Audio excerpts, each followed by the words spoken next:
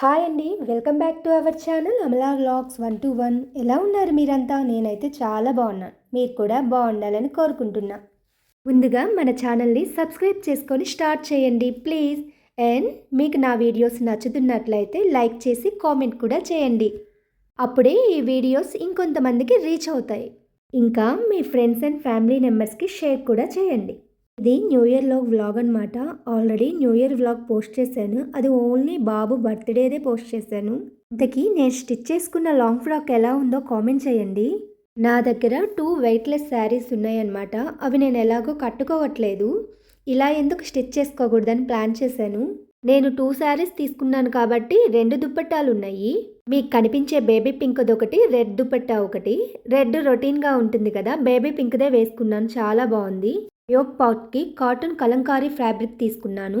1 metre అయితే సరిపోతుంది. Baby pink శారీకి వస్తే 2.5 మీటర్ దుపట్టాకు తీసి మిగిలింది అంబ్రిల్లా కట్ చేశాను. అంబ్రిల్లా కట్ చేసిన తర్వాత సైడ్స్ మిగులుతుంది కదా, ఆ సైడ్స్తో ఫ్రిల్స్తో కింద లాంగ్ లెంత్ ఇచ్చాను. ఫ్రిల్స్తో ఇచ్చిన దగ్గర నుంచే రెడ్ శారీతో కూడా అంబ్రిల్లా కట్తో ఇంకొంచెం లాంగ్ లెంత్ ఇచ్చాను. డిజైన్ చేసుకోవటం చాలా కష్టమైంది, ఎందుకంటే ఇది వెయిట్లెస్ శారీ కదా, ఆరిపోతూ ఉంది. టోటల్ అవుట్ఫిట్ రెడీ అయిన తర్వాత మాత్రం చాలా గ్రాండ్గా అనిపించింది. చాలా నచ్చేసింది చెప్పాలంటే. ఎందుకు ఇంత డీటెయిల్గా చెప్తున్నానంటే మీ దగ్గర కూడా పక్కన పడేసిన శారీస్ బోల్డ్ ఉంటాయి కదా, వాటితో ఇలా రెడీ చేయించుకోవచ్చు అని చెప్పడం కోసం. మనకి కొత్త డ్రెస్సులు కొనుక్కునే అవసరము ఉండదు, ఉన్న శారీస్ని యూజ్ చేసుకోవచ్చు. పట్టు శారీస్తో కుట్టుకున్న అవుట్ఫిట్స్ని మనం రెగ్యులర్గా క్యారీ చేయలేం కదా, ఇలా లైట్ వెయిట్ శారీస్తో కుట్టుకున్నవైతే మనం రెగ్యులర్గా కూడా క్యారీ చేయొచ్చు. మనం కట్టుకొని బోల్డ్ అనే శారీస్తో మనం వేసుకునే విధంగా డిజైన్ చేసుకుంటే మనం బోల్డ్ అంత మనీ సేవ్ చేయొచ్చు. నెక్ వచ్చేసి స్టార్ నెక్ పెట్టాను క్యాన్వాస్ తోటి. బ్యాక్ నెక్ హై నెక్ పెట్టుకున్నాను, బట్ బటన్ తోటి చిన్న హోల్ ఇచ్చాను. అది కూడా మనం ఈజీగా క్యారీ చేయటం కోసమే ప్రిఫర్ చేయొచ్చు, కానీ జిప్స్ వేసుకుంటే లైఫ్ టైం ఉండదు డ్రెస్కి. కొన్ని వాషెస్కి జిప్ ఫెయిల్ అయ్యిద్ది. జిప్ ఎలాంటి డ్రెస్సులకు పెట్టించుకోవాలో తెలుసా? మనం రెగ్యులర్గా వేసుకోకుండా జస్ట్ పార్టీ వేర్ వేసుకునే డ్రెస్సులకే జిప్ పెట్టించుకోవాలి. పార్టీ వేర్ డ్రెస్సులకి అయితే షేప్ కూడా బాగుంటుంది కదా, సైడ్స్ అట్లా జిప్ పెట్టించుకుంటే ఈజీగా క్యారీ చేయొచ్చు. ఇలా మనం రెగ్యులర్గా వేసుకోవాలనే డ్రెస్సులకు మాత్రం అస్సలు జిప్ యూజ్ చేయొద్దు. ఇది నా సజెషన్ మాత్రమే. కొంతమంది ఫిట్టింగ్ బాగుంటుంది జిప్తో అని రెగ్యులర్ డ్రెస్సులకు కూడా జిప్పే యూజ్ చేస్తారు. ఇక అది వాళ్ళ ఇష్టం. ఇది నా ఒపీనియన్ మాత్రమే నేను చెప్తున్నా. న్యూ ఇయర్ రోజు అట్లీస్ట్ స్వీట్ కూడా చేయలేదు ఇంట్లో. మీరు ఆ రోజు నా వాయిస్ చూశారు కదా. అప్పటికి 10 రోజుల ముందు నుంచి హెవీగా ఉండింది. న్యూ ఇయర్ అప్పటికి కొంచెం కంట్రోల్ అయిందనమాట. అందుకే ఇంట్లో ఏదన్నా చేసే ప్రోగ్రామ్ కూడా ఏమీ పెట్టుకోలేదు. మార్నింగ్ పప్పు బీట్రూట్ ఫ్రై చేశాను. ఆకుకూరలేసి పప్పు చేస్తే మాత్రం మా గార్డెన్లో ఆకుకూరే వాడతాను. మా గార్డెన్లో తోటకూర, మెంతుకూర ఉంది.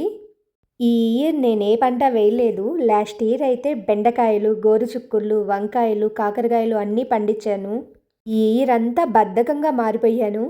2026 అన్నా కానీ బద్ధకం లేకుండా పనులు చేయాలి, నా మెయిన్ విష్ అన్నమాట. ఈ ఇయర్ నేనేం వేయకపోయినా ఆకుకూరలు వాటంతట అవే వచ్చాయి. ఇంకా చామంతి మొక్కలు లాస్ట్ ఇయర్ కాదు 2 ఇయర్స్ బ్యాక్ ఎప్పుడో వేసిన మొక్కలు ఈ ఇయర్ వచ్చాయి. బోలెడన్ని పూలు పూసాయి. మీరందరూ షార్ట్స్లో చూస్తూనే ఉండుంటారు కదా. డిసెంబర్ మంత్ మొత్తం చామంతి పూలతో ఇల్లంతా కలకల్లాడిపోయింది. ట్రిప్పుకు 1/2 కిలో కోసి దేవుడికి పెట్టేదాన్ని. ఇంకా దారిని పోయే వాళ్ళందరూ అడుగుతూ ఉండేవాళ్ళు, బాగా కనిపిస్తుంటే అడిగిన వాళ్ళకల్లా 4 పూలు ఇచ్చేదాన్ని. లాస్ట్ ఇయర్ వంకాయ చెట్టు కూడా ఒకటి ఉంది. అప్పుడప్పుడు సాంబార్కి మాత్రమే యూజ్ అవుతున్నాయి ఆ వంకాయలు. అందరూ క్యారెట్ తింటారు కానీ బీట్రూట్ ఎందుకో తినరు. బీట్రూట్ ఫ్రై కూడా పప్పులోకి చాలా బాగుంటుంది, ఒకసారి ట్రై చేయండి. వాళ్ళు నేను ఏ కూరలు చేసినా అస్సలు వంక పెట్టరు, పాపం తినేస్తారు. ఇంకా ఆకుకూర పప్పులు, టమాటా పప్పులు ఇలా ఫ్రైలు అంటే చాలా ఇష్టం వాళ్ళకి. లాస్ట్ 2 ఇయర్స్ నుంచి కొంచెం బద్ధకంగా మారిపోయాను. ఈ ఇయర్ అలా కాకుండా నేను ఏదో అనుకుంటే అది నెరవేర్చుకునే ప్రయత్నం చేయాలి. మీరు ఈ ఇయర్ ఏం చేయాలనుకుంటున్నారో కామెంట్ చేయండి కామెంట్ బాక్స్లో. పండగ మొదలవుతుంది కదా, స్టిచ్చింగ్ స్టార్ట్ చేసుకోవాలి. స్టిచ్చింగ్ వీడియోస్ తీద్దామనుకుంటాను కానీ తీయలేకపోతున్నాను. స్టిచ్చింగ్ వీడియోస్ కంపల్సరీ ఇంకొక మనిషి తీయాలి, ఎందుకంటే ఎంత ట్రైప్యాడ్ పెట్టుకున్నా స్టిచ్చింగ్ వీడియోస్ కొంచెం జూమ్ చేసి తీయాలి. అందుకే మీకు తీస్తాను అని చెప్తున్నాను కానీ తీయలేకపోతున్నాను. షార్ట్స్ మటుకి ఓకే కానీ లాంగ్ వీడియోలు తీయలేకపోతున్నాను.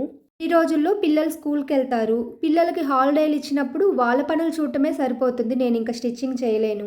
అందుకే ప్రాపర్‌గా నేను స్టిచ్చింగ్ వీడియోలు మీకు పెట్టలేకపోతున్నా. ఇది 2 డేస్ వ్లాగ్ అనమాట. న్యూ ఇయర్ ముందు రోజు స్టిచ్చింగ్ వీడియో, న్యూ ఇయర్ రోజు కుకింగ్ వీడియో పెట్టాను. ఇంకా మా పెదబాబు బర్త్‌డే సెలబ్రేషన్ అయిపోయిన తర్వాత మేము డిన్నర్‌కి కనిగిరిగూడ ఎళ్ళాము. వెళ్ళాలా వద్దా అనుకుంటూ ఎళ్ళాము. బాబు గట్టిగానే ఫోర్స్ చేశాడు.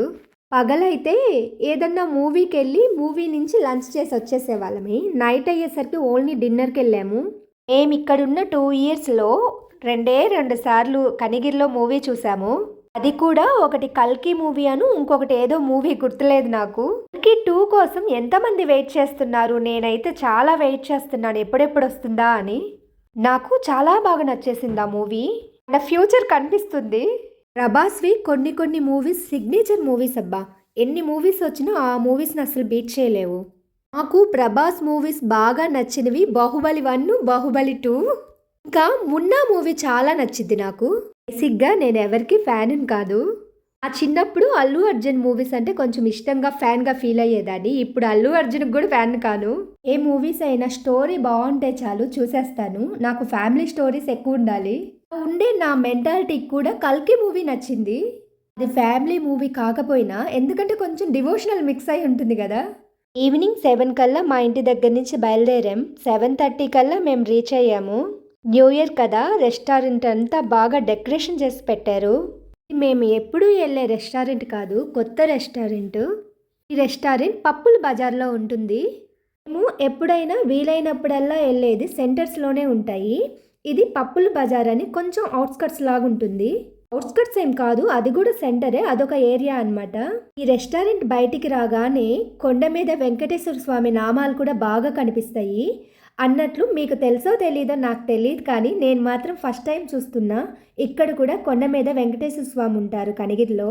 ఆ నామాలు వీడియో తీద్దామని కూడా మిస్ చేశాను. వీడియో ఎందుకులే, డైరెక్ట్గా ఒకసారి టెంపులే విజిట్ చేద్దాం మనం. విజిట్ చేసినప్పుడు మన ఫ్యామిలీ మెంబర్స్ అయిన మీ అందరికి కూడా చూపిస్తాను కనిగిరి కొండ మీద వెంకటేశ్వర స్వామిని. అంతేనండి, మా న్యూ ఇయర్ ఇలా కంప్లీట్ అయిపోయింది.